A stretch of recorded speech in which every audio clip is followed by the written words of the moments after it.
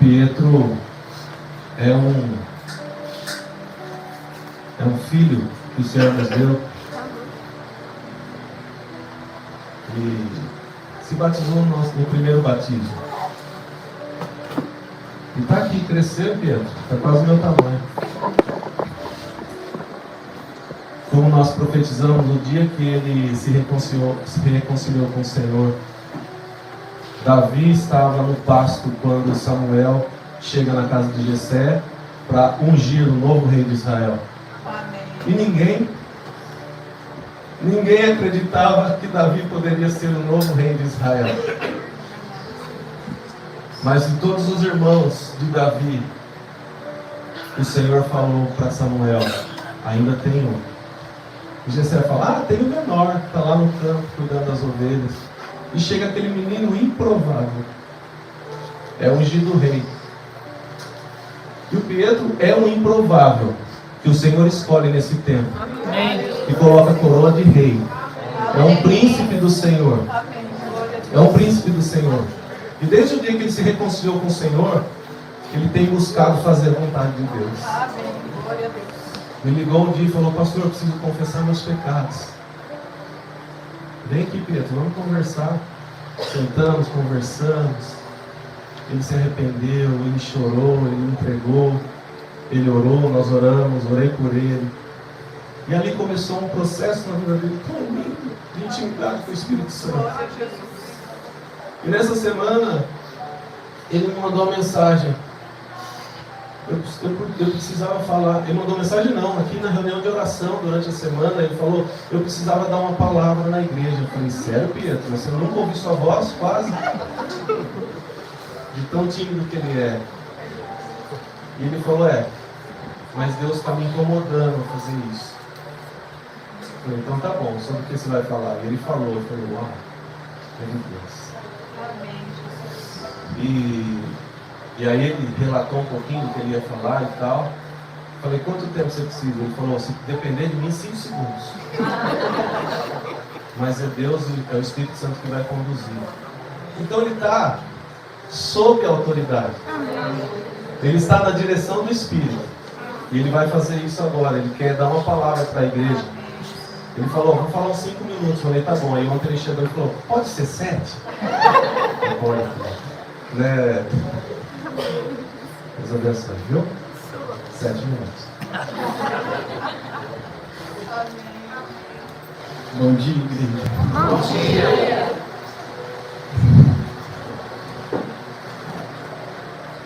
Eu queria começar lendo Mateus 24.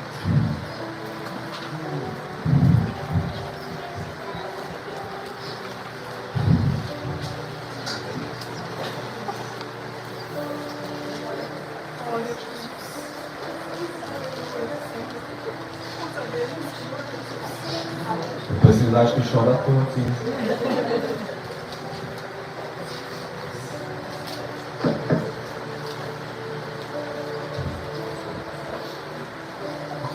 Ao 35, Jesus fala assim: aprenda a lição da figueira, quando seus ramos se renovam e suas folhas começam a brotar, vocês sabem que o verão está próximo. Assim também, quando virem todas essas coisas, sabem que Ele está próximo às portas. Eu asseguro a vocês que não passará essa geração até que todas essas coisas aconteçam. Os céus e a terra passarão, mas as minhas palavras jamais passarão. Nesses últimos tempos, se vem falando muito sobre uma terceira guerra mundial e vários países, pessoas já estão armazenando comida, presidentes com medo, porque a terceira guerra mundial é uma coisa que agora é real, vai acontecer e pode ser a qualquer momento. Mas Jesus fala que isso seria apenas o começo, que não era para a gente ter medo. E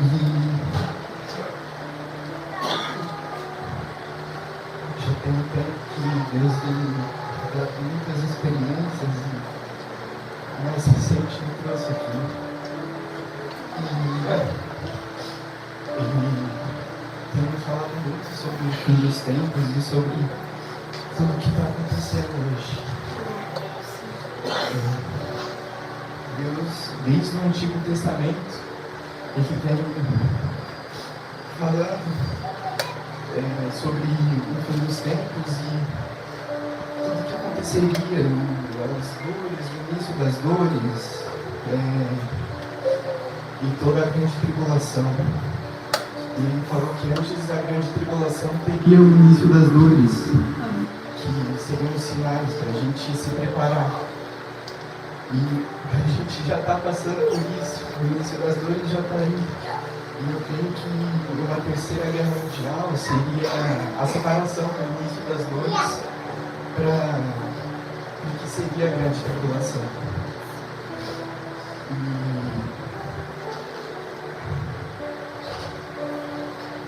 E ele deixou os sinais para a gente se preparar, porque na grande tribulação, aos nossos olhos, vai ser um governo perfeito, vai ser uma coisa extraordinária para o mundo, porque a gente vai ser induzido a seguir o que o anticristo implantar aqui na Terra. E para a gente não cair nisso, Deus deixou para a gente o início das dores, os sinais que precederiam todas essas coisas. E muitas das vezes a igreja está dormindo. Não é assim específico, mas todas estão dormindo. A gente está passando pelo princípio de tudo, o que vai acontecer, mas a gente não está vendo. Tudo está acontecendo debaixo do nosso nariz e a gente não enxerga isso.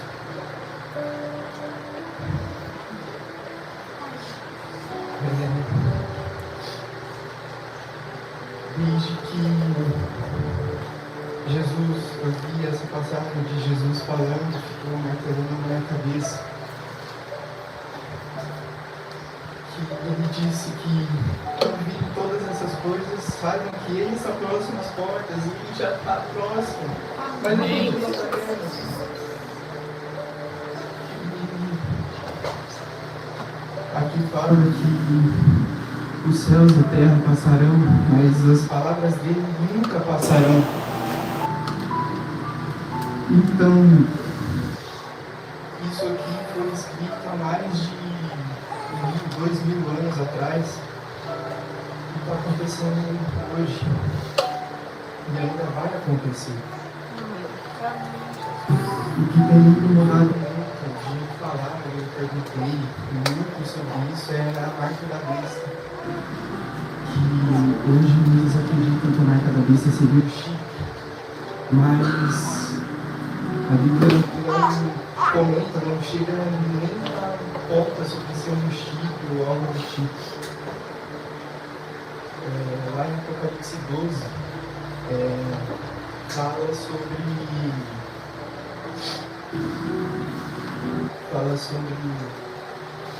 os mandamentos de Deus. Falam que Satanás ia perseguir aqueles que guardam os mandamentos de Deus. No capítulo 13 fala sobre a marca da besta, e no 14 volta a falar dos que guardam os mandamentos de Deus. E a marca da besta seria então os mandamentos que o anticristo encontraria durante o seu governo aqui.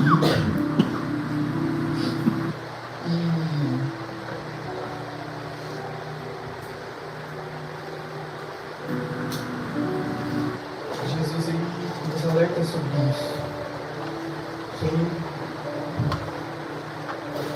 Quem tiver a marca da besta,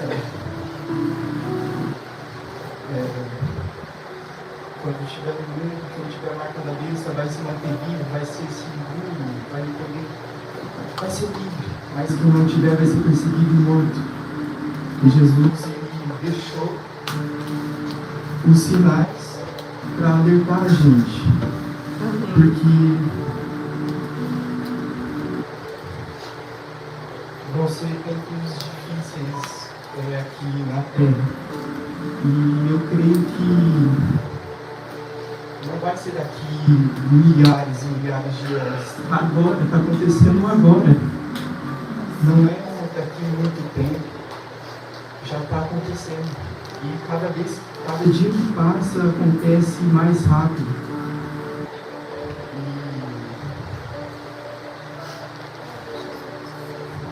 Quando vivem todas essas coisas, saibam que Ele está próximo às portas. Amém. Então, ele podia só acontecer todas essas coisas, ele podia voltar sem dar um sinal, sem falar nada, sem informar. Mas ele deu os sinais para que a gente se preparasse, mas nesse momento a gente não está se preparando. Às vezes a gente se prepara e está preparado no domingo, mas tudo isso não vai acontecer só no domingo. Vai ser muito tempo, todos os dias. E está acontecendo todos os dias. Não é só no domingo que a gente tem que estar pronto para todas essas coisas. Ele não mandou sinais no domingo, ele mandou todos os dias. A gente tem que estar preparado todos os tempos. Amém.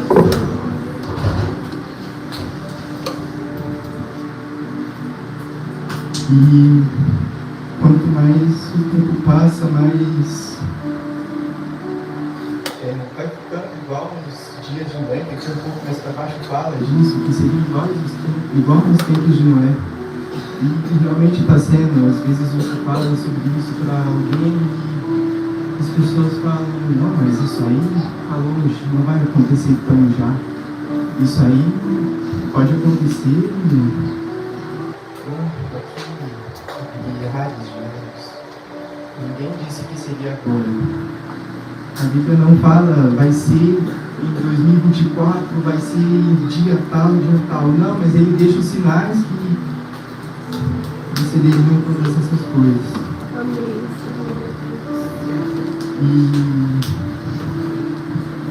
E é isso. Amém.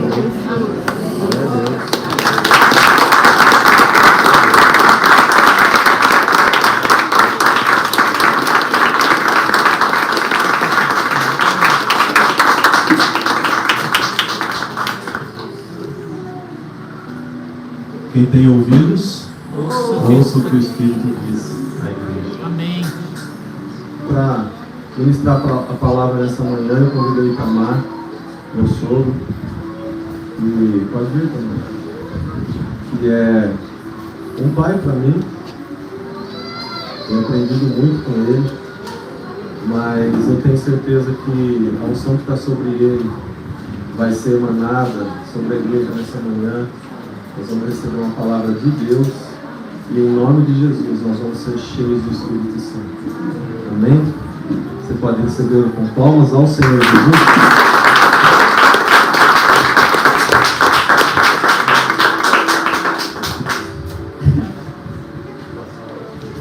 Obrigado, Rodrigo. Bom dia, graça e paz a todos. Faz tanto tempo que eu não venho à frente para falar assim, uma pregação, né?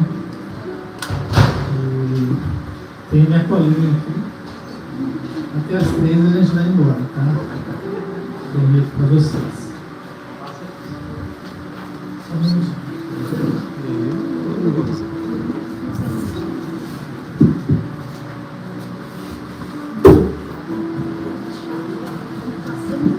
Antes da gente começar, eu queria que o Rodrigo viesse aqui à frente. Só um minutinho, Rodrigo. Amados, antes da gente entrar com a palavra, mas estando na palavra também, eu gostaria de estar lendo um versículo antes. E eu tenho sentido o desejo de estar compartilhando isso com a igreja. E sabe, quando fala de igreja é algo assim. Eu cresci dentro da igreja. Isso vem já desde a minha bisavó, do meu avô, para minha mãe. Então, assim, eu cresci dentro desse ambiente chamado igreja. Primeira vez, né, que eu estou numa igreja assim no campo. E, geralmente a nossa igreja era um templo, num lugar mais fechado, como as outras igrejas da cidade.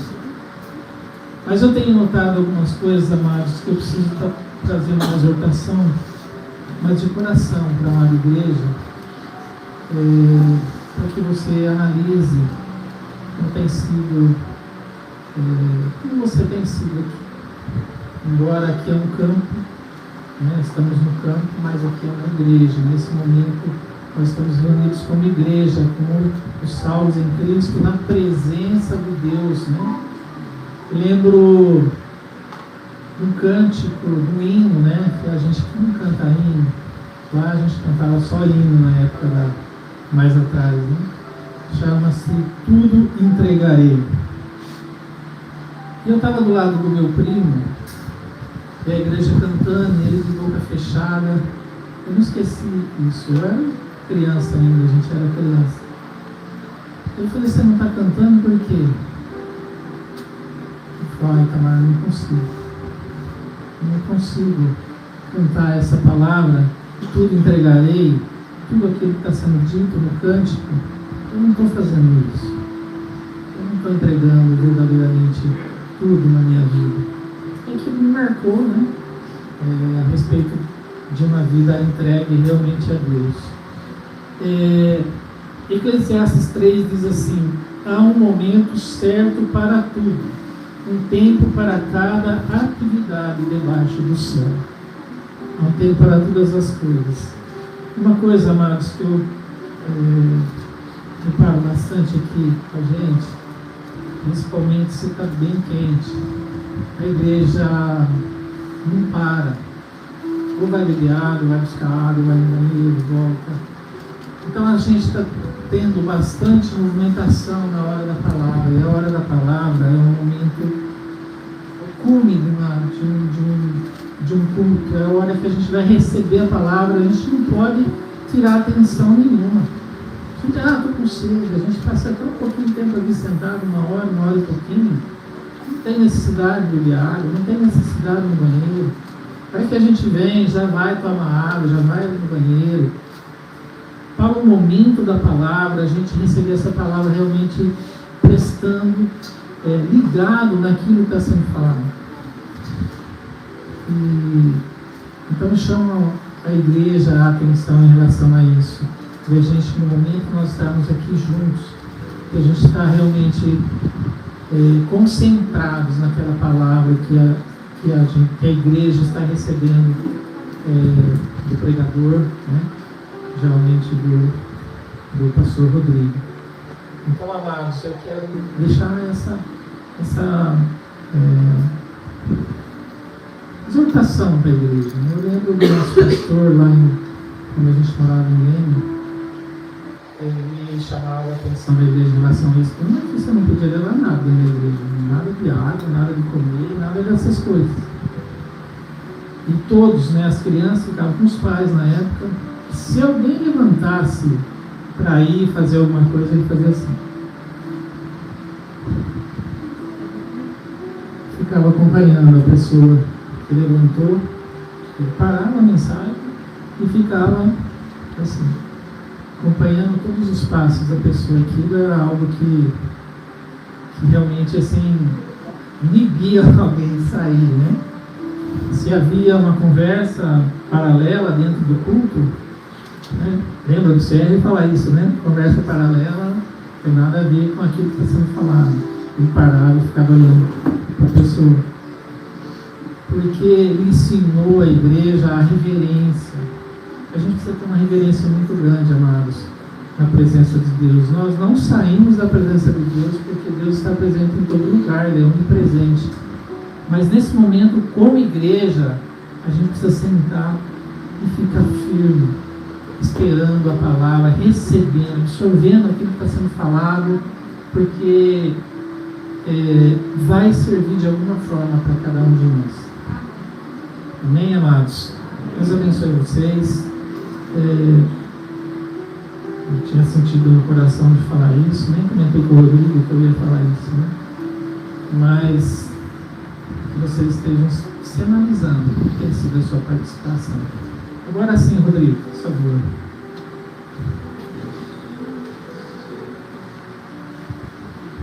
Amados, podem abrir as Bíblias aí em Êxodo.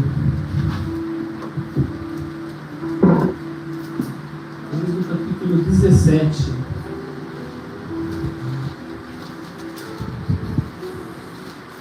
Você pega esse bastão, com as duas mãos você segura levantado, por favor. Ok?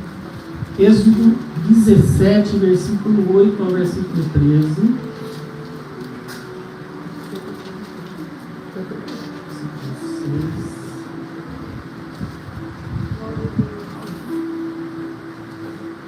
Amém? Então vamos lá. Quando os israelitas ainda estavam em Refidim, Refidim era um lugar no deserto de Sim, próximo ao Monte Sinai, os guerreiros de Amaleque os atacaram. Moisés ordenou a Josué: escolha homens para saírem e lutarem contra o exército de Amaleque.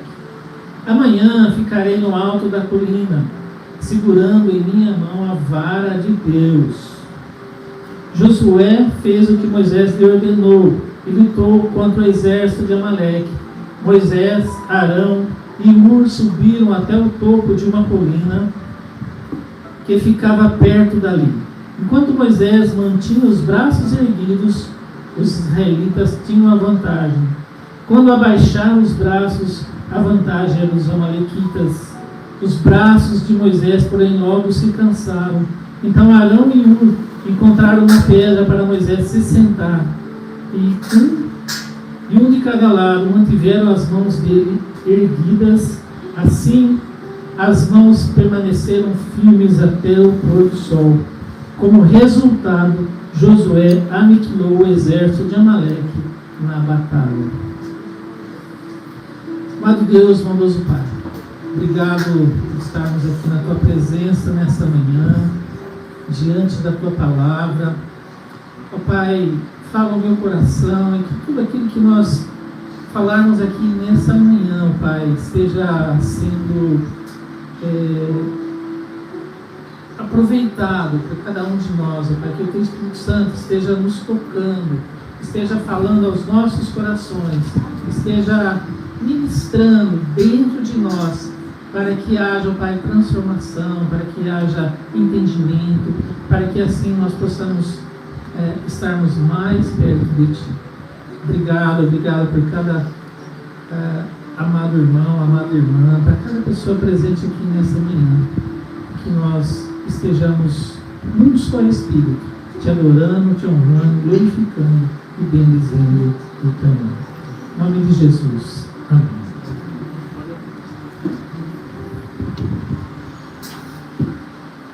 Muito bem. Então, o livro de Êxodo, ele fala sobre a saída do povo do Egito. Ele fala sobre o povo que estava cativo, estava lá há muitos anos, cerca de 400 anos, e eles estavam cativos. Aí veio Moisés para libertar o povo. Aí passou aquela, vocês já conhecem toda a história, né? Indo lá a Faraó, e aconteceu todas aquelas coisas, mas nessa manhã a gente quer falar pelo menos 3 lições em relação a essa passagem, em relação à saída, em relação realmente que Deus pode estar trabalhando em nós. E a primeira lição, amados, que a gente gostaria de estar falando é a saída do Egito. A saída do Egito, a primeira lição. Então, a saída do Egito, o que ela significa? Ela significa que o povo estava escravizado, que o povo era escravo lá no Egito, né? Então, estavam no escuro, era uma escuridão, eles viviam na ignorância. Êxodo 14, 11 e 12 diz assim: quando os israelitas viram o exército egípcio vindo contra eles, sentiram-se perdidos e disseram a Moisés: por que você nos trouxe ao deserto para morrer? Não havia sepulturas no Egito? O que você fez conosco? Por que nos forçou a sair do Egito? Quando ainda estávamos no Egito, não lhe avisamos que isso aconteceria? Dissemos, deixe-nos em paz, continuaremos a servir os egípcios, afinal é melhor ser escravo no Egito que ser um cadáver no deserto. É melhor ser escravo no Egito do que um cadáver no deserto. O povo israelita, o povo hebreu, né, passaram por tantas coisas e viram a mão de Deus, né, aquilo que Deus fizera diante do faraó para que eles fossem libertados, né, e estarem assim reclamando dessa forma. Eles reclamaram nesse momento. Se você vê essa passagem, eles estavam reclamando por falta de água. Aí Moisés corre a Deus para pedir água e manda chegar a um lugar ali perto do Monte Sinai e tal, e manda bater numa pedra, aí sai água para o povo. Enfim, o povo estava realmente desacreditado, né? E se tomarmos essa palavra para realmente trazer para nós, a gente pode ver como que nós nos encontramos no século, esse século 21 em relação a Deus, né? Os amalequitas que perseguiam os judeus, eles representam para a gente, eles representam a carnalidade, eles representam assim, todo o lado ruim nosso, todo o lado humano realmente pecador, destituído daquilo que é espiritual na nossa vida. E a saída do Egito, ela exige renúncia. A gente ouve isso a vida toda na igreja a respeito de renúncia. E a vida do povo hebreu lá, né, o judeu lá no Egito, significava renúncia, né? Jesus diz assim em Lucas 9:62, quem põe a mão no arado, olha para trás, não está apto para o reino de Deus. Ou seja, eles saíram do Egito, mas eles estavam olhando para trás, né? A gente leu aqui nessa manhã que ele estava precisando não olhar para trás, porque eles estavam... Amém, amados?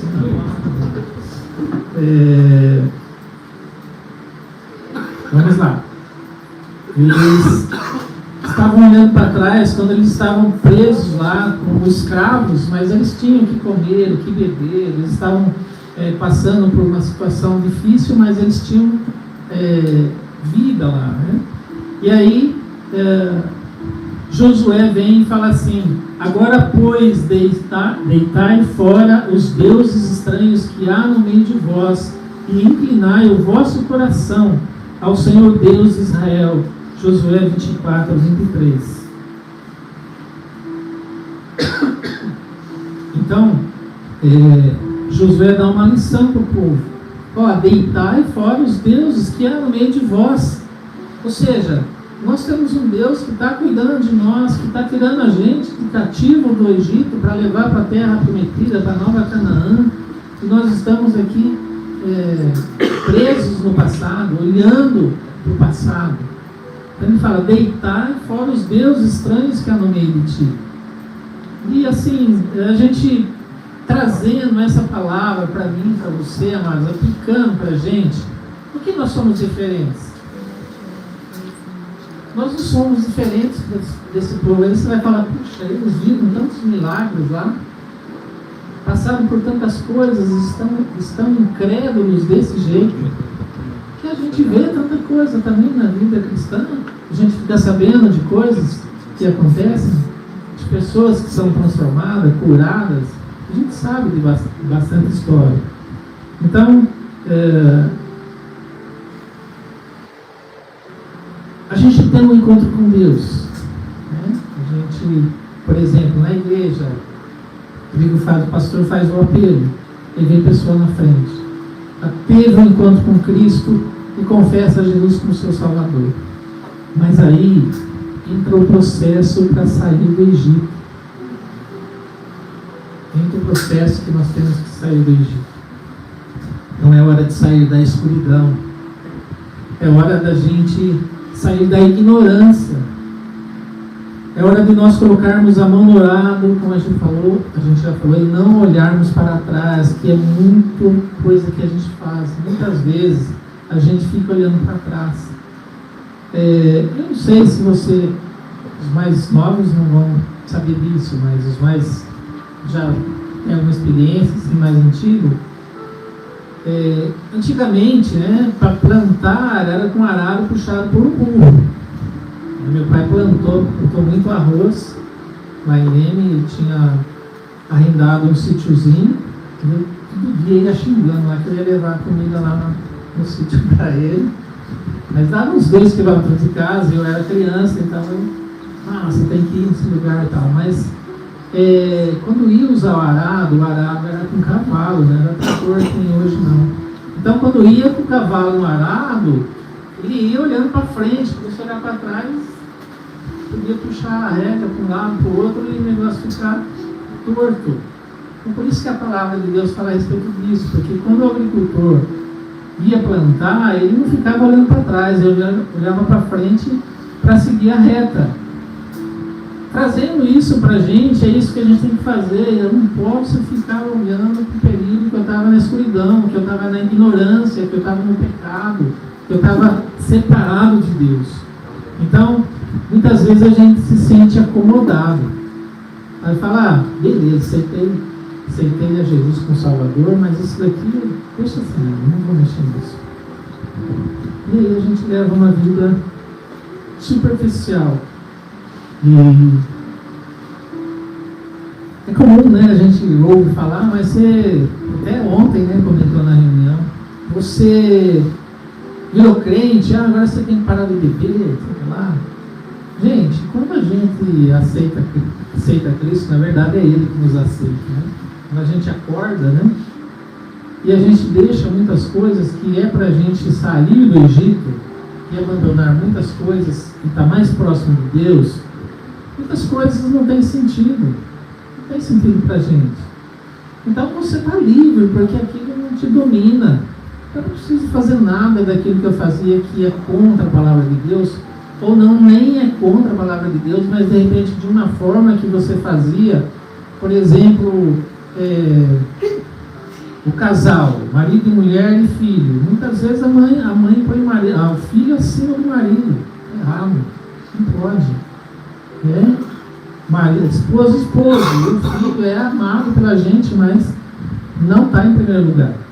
O filho vai embora e igual você vai ficar. Você é a mulher, o marido é a esposa. Então a gente tem que estar realmente se despojando dessa carnalidade que está dentro da gente. A gente tem que estar saindo realmente do Egito. Até ser uma ilustração, coisa simples que aconteceu comigo. Por exemplo, eu com 14 anos, eu parei de ir na igreja. A gente começa a ficar mocinho, acha que a gente é tudo, né? Aí peguei amizade com o irmão da Bia, a gente era da mesma idade, diferença de um mês. Aí começamos a andar junto, ele estava fumando e eu comecei a fumar junto com ele. E aí beleza, foi indo o tempo, foi indo, e com 20 anos, um pouco antes, eu voltei. Quando eu e a Bia começamos a namorar, eu falei para ela, vamos na minha igreja, mas eu não estava na igreja. Ela falou, na hora, vamos. E a Bia foi, já na hora, já foi tocada e já, graças a Deus, já aceitou a Cristo, já mudou de vida, já começou a ter novas atitudes, né? Já saiu do Egito. E aí eu estava fumando, e eu vim trabalhar aqui em 1980, aqui na usina Santa Rita. E quando eu cheguei lá na usina, toda sessão que você vai, tinha café. Então, para quem fuma, café é um chamativo, né? Então, passava numa sessão, cafezinho, né? Seguia o cigarro. Passava noutra sessão, cafezinho, seguia o cigarro. Aí eu passei a fumar quase 2 maços por dia. Assim, e firme lá na igreja. trabalhando com os jovens, lá eu e a Bíblia e tal. Aí eu fui fazer a profissão de fé. A igreja presbiteriana é diferente das igrejas de uma forma geral, assim. A igreja batiza a criança. Eu fui batizado de criança dia 2 de fevereiro de 1959, se não me engano.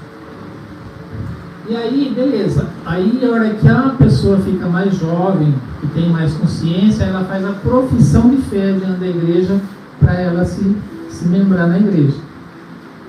Enquanto isso, ela é só um batizado. Mas depois ela confessa a Jesus diante da igreja, aí ela pode participar da ceia, pode ser votado, pode votar, pode ser um diácono, um presbítero, um presidente de mocidade, enfim, coisas do tipo. Aí eu fui passar pelo exame no conselho para fazer a profissão de fé. E os presbíteros fizeram os exames, as perguntas lá para mim e tal. Eu fui respondendo, respondi e tal. Terminou, aí o pastor, ele chamava, né? Porque ele já está na glória. O reverendo Sebastião, falei, Tamar, só tem uma coisa, você fuma, né? Eu fumo, pastor. Ele falou, você sabe que a gente não faz profissão de fé de quem fuma. Eu falei, eu não vou fumar mais. E quando a gente namorava, eu e a Bia, a gente ia numa lanchonete, num bar, ela pegava numa lanchonete, num restaurante e tal, ela falava, larga um cigarro, larga um. Eu jogava o cigarro, o isqueiro, tudo fora, fósforo, né? Na hora que eu deixava ela na casa dela, no caminho eu já comprava de novo, e já no outro dia eu estava fumando. Aí nesse dia eu falei, pastor, eu não vou mais fumar. Aí, amados, graças a Deus, até hoje, né? Foi algo que eu me libertei, deixei, não faz falta nenhuma. Pelo contrário, tem nojo disso hoje, desse cheiro. Então, só para ilustrar para vocês que a gente tem condição de sair do Egito. Eu não sei qual que é a parte do Egito que você está, mas nós temos condições de sair do Egito. E ao mesmo tempo, nessa caminhada minha cristã, a gente vê que muita gente fica pelo caminho, ou seja, volta para o Egito. A gente já viu muita gente voltando para o Egito. A gente já viu muita gente tocando em diante, passando pelo mar, que é a próxima lição que a gente vai ver. Então, pensa bem, amados. Que tem uma frase que fala assim: o homem faz o que valoriza, e valoriza o que faz. Então, o que você está valorizando na sua vida? E aí você vai estar fazendo isso. Então, que você valorize a saída do Egito. Amém? Aí a gente vai para a segunda lição, que chama passagem pelo mar. Passagem pelo mar. Isso significa o quê? Significa livramento. Porque quando o povo atravessou o mar, eles estavam livres do Egito, eles estavam livres do faraó, eles estavam, nossa, eles devem ter ficado super felizes, né? Então, nós estamos salvos, né? Mas vamos lá. Deixa eu ver se eu ia ler aqui. Muito bem. A gente leu ali um pouquinho antes, que fala sobre os amalequitas. Então o povo atravessou o Egito, aí veio os amalequitas. Os amalequitas eram um povo nômade, vivia no deserto de Negueb, e eles eram muitos lutadores, guerreiros, né? Eles viviam guerreando. E na hora que viram os israelitas, né? Eles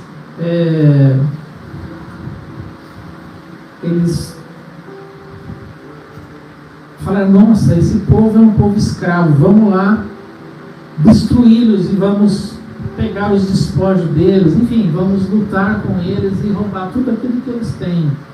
Então, o Amalequita, eles vieram tentar guerrear com o povo, né? Deuteronômio 25, 17 e 19 diz assim: lembra-te do que te fez Amaleque no caminho, quando vocês saíram do Egito, como te veio ao encontro no caminho, e atacou na retaguarda todos os desfalecidos que iam após ti. Quando estavas abatido e afadigado, e não temeu a Deus, quando, pois, o Senhor teu Deus te houver dado sossego, e todos os teus inimigos em redor, na terra que o Senhor teu Deus te dá por herança para possuires, apagarás a memória de Amaleque debaixo do céu, jamais se esqueçam disso. Apagarás a memória de Amaleque. Então os malequitas, eles se juntaram com cananeus, com os moabitas, medianitas, para destruir Israel. O povo de Israel estava livre de Faraó, mas aí eles, na passagem pelo mar, eles tiveram os amalequitas, que iam guerrear e queria destruí-los. Então, o que mostra isso para a gente? Mostra que na nossa caminhada cristã, enquanto aqui quem falou sobre Maranata, amados, também Cristo podia vir agora, porque esse mundo está muito ruim, está muito tenebroso, e é algo assim, se voltasse, levasse a gente embora, mas é algo que realmente temos que atravessar, né?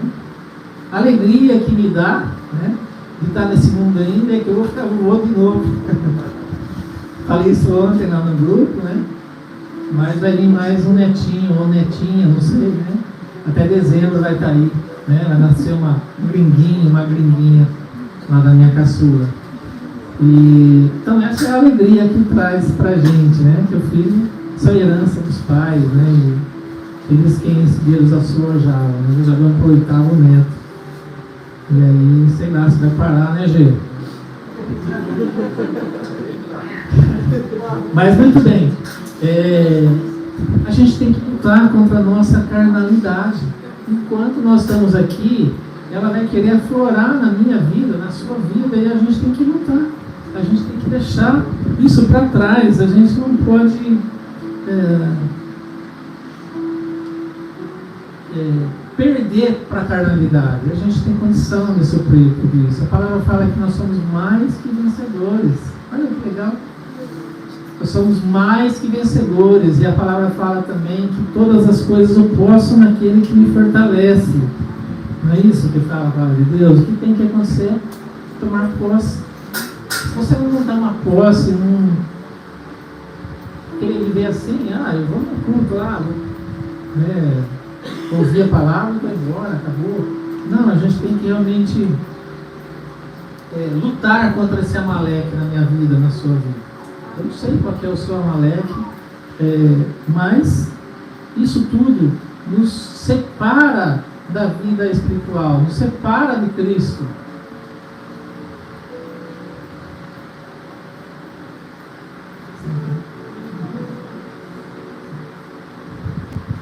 Estamos cada lado, mas...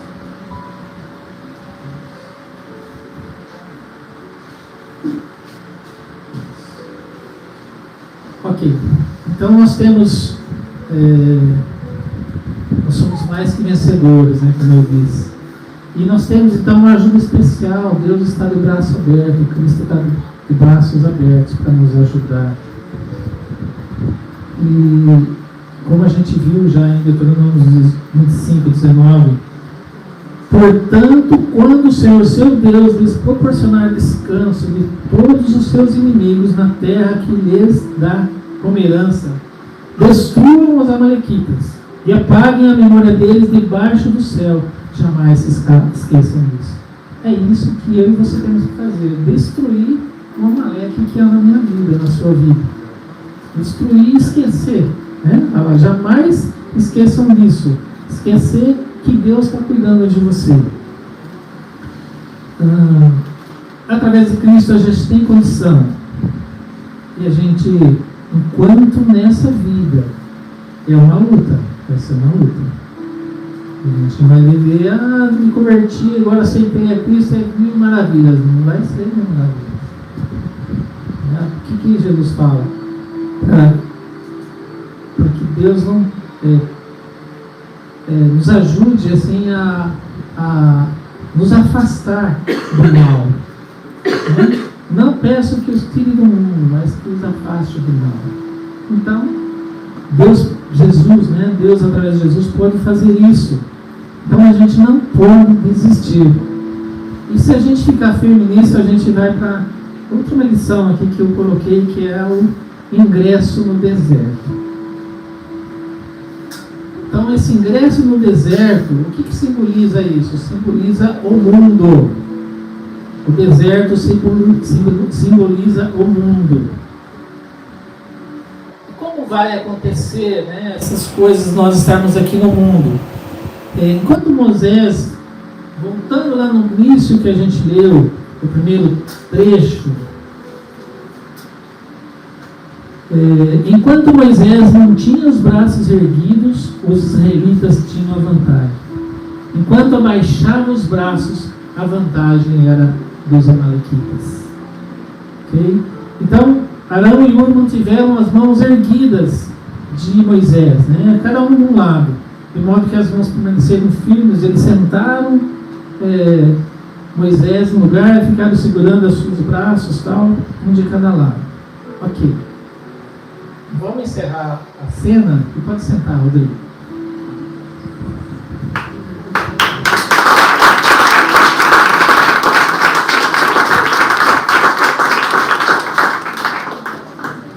Abrindo um parêntese nessa palavra, amados, eu gostaria de comentar um pouco sobre o nosso Moisés. Sabe, é algo assim de tirar o chapéu, eu penso dessa forma, o que o Rodrigo e a Gisa fizeram. Abandonar um trabalho que tinham para cuidar de gente como nós, pecadores, e vai chegar mais pecadores ainda. Então é algo realmente assim, eles deixaram tudo para lutar por mim e por você, nesse Egito, nesse mar, né? Nesse deserto que nós estamos atravessando.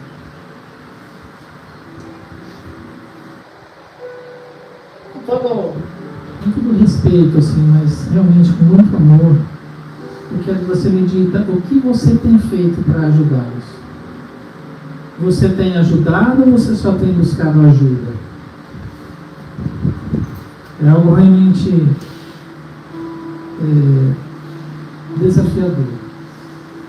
E eu deixei ele de mão levantada aqui, gente, para ele sentir realmente o peso disso tudo.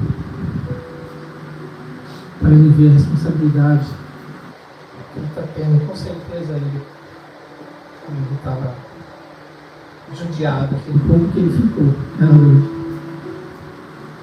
E também, eu falei, vamos ver o que vai acontecer, né? Se vai aparecer Hur e Arão, vai aparecer. Obrigado por vocês terem entendido aí a ilustração.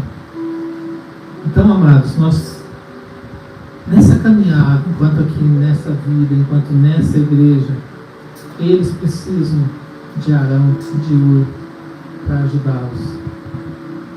Então a gente vem buscar, mas a gente tem muito para dar também quando nós estamos firmados com Cristo. E isso é uma bênção, a gente ter realmente irmãos prontos para ajudar, prontos para abraçar a obra, para ser um espelho, para ser uma bênção na vida do outro. Se ninguém tivesse vindo, ele não aguentaria ficar com a mulher ali todo esse tempo que ficou. Estava com a mão formigando, né? Ficava mexendo e tal. E algo assim, trazendo isso lá para Moisés, não sei se vocês conseguem imaginar a cena, né? Enquanto ele estava com a mão levantada, o exército prevalecia, o exército de Israel. Quando abaixava, os malequitas ganhavam. Voltando aqui depois desse parênteses, Romanos 15, 14. Estas coisas foram registradas há muito tempo para nos ensinar, e as Escrituras nos dão paciência e ânimo para manter a esperança. Então nós precisamos realmente, através da palavra de Deus, que tem tudo que a gente precisa para a nossa edificação, para o nosso aconselhamento, para a nossa orientação, nós perseverarmos nessa palavra. Nós perseverarmos nessa palavra, né? E como nós vamos fazer isso? Seguindo esse exemplo que a gente viu da ilustração, aí com as nossas mãos levantadas para Deus. Okay? Como nós vamos vencer o Egito, a saída do Egito? Como nós vamos vencer a travessia do mar? Ingressar nesse deserto que nós estamos, que é o mundo que nós estamos vivendo, é permanecermos com as mãos levantadas em Deus. O poder não estava em Moisés, o poder estava em Deus, que abençoava o povo que estava guerreando.